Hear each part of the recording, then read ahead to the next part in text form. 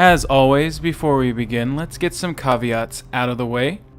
I played this game with an Xbox controller on the auto difficulty setting, and do be warned that there are graphic scenes and disturbing audio in this video.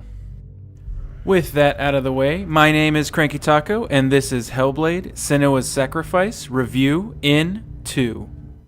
Hellblade boils down to a walking simulator, with a focus on progression puzzles and occasional combat.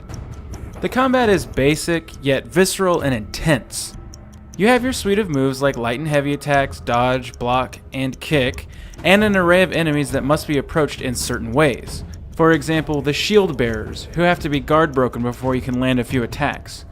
It's enough to keep the combat from getting stale, but only for a few hours. More on that later. The puzzles mostly involve lining up elements of the landscape or architecture to form certain objects, but it works as a vehicle for player exploration, which along with the story and cinematography is really where the meat of this game is. A brief synopsis for those who have never heard of this game before is that Senua, a Norse warrior, is on a quest to revive her fallen love, Dillion. To do that, she must fight her way into Hell and confront the fear and rejection she has felt her whole life for bearing a curse called the Darkness, which the game conveys through the use of binaural audio and schizophrenia as a framing mechanism.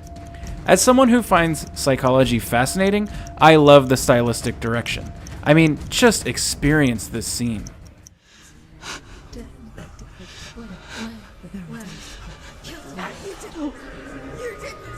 No!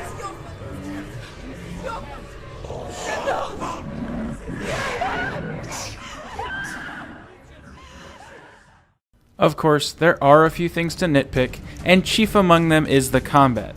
It just gets repetitive since it's the major thing the designers use to break up set pieces and the only stand-in for a difficulty curve.